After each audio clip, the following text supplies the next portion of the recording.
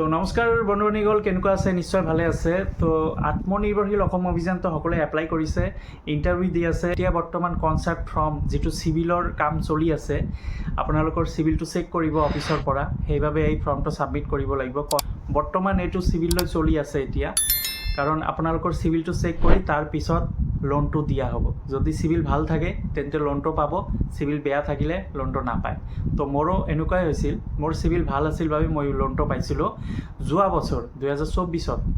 তো এতিয়া কথা হ'ল যে যদি চিভিল ভাল থাকে আপোনালোকে লোনটো পাব।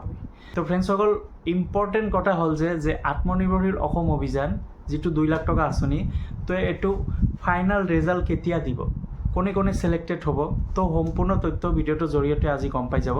তো ভিডিঅ'টো ভালদৰে চাই ল'ব।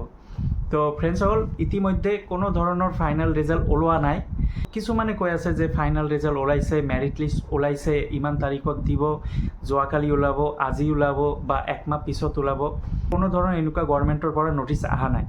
ন'টিছ আহিব মোৰ মতে অক্টোবৰ মাহত আহিব, কাৰণ এতিয়া বৰ্তমান চিভিলৰ কাম চলি আছে।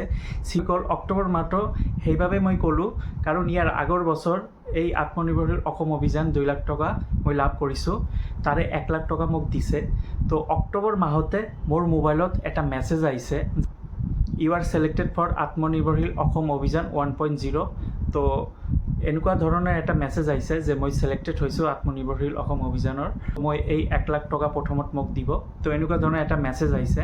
এতিয়াও কোনো ধৰণৰ মেৰিট লিষ্ট বা আত্মনিৰ্ভৰশীল ৱেবছাইটত, CMAAA ৱেবছাইটত কোনো ধৰণৰ মেৰিট লিষ্ট দিয়া নাছিল, কোনো ফাইনেল ৰেজাল্ট এনেকুৱা কোনো চাৰ্ট দিয়া নাছিল। তো বন্ধু-বান্ধৱীসকল, কিছুমানে কৈ আছে যে ফাইনেল মেৰিট লিষ্ট দিব, কিছুমানে কৈ আছে যে ফাইনেল কোনো চাৰ্ট ওলাব CMAAA ৱেবছাইটত। তো এনেকুৱা কোনো ধৰণৰ চাৰ্ট নোলায়। অকল আপোনালোকৰ মোবাইলত এটা মেছেজ আহিব, CMAAA অৰ্থাৎ আত্মনিৰ্ভৰশীল ৱেবছাইটৰ পৰা এটা মেছেজ দিব।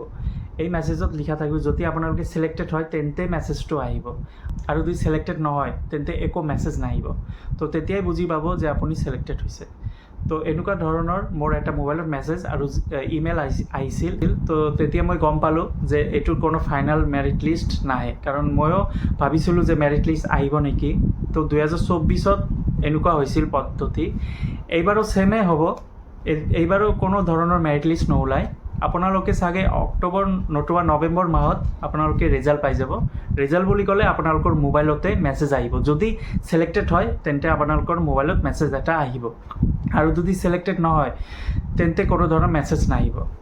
এইটোৱে মই ক'ব লগা কথা আছিল যে ফাইনেল ৰেজাল্টৰ বাবে কোনো মেৰিট লিষ্ট নোলায়, আপোনালোকৰ মোবাইলতে এটা মেছেজ আহিব।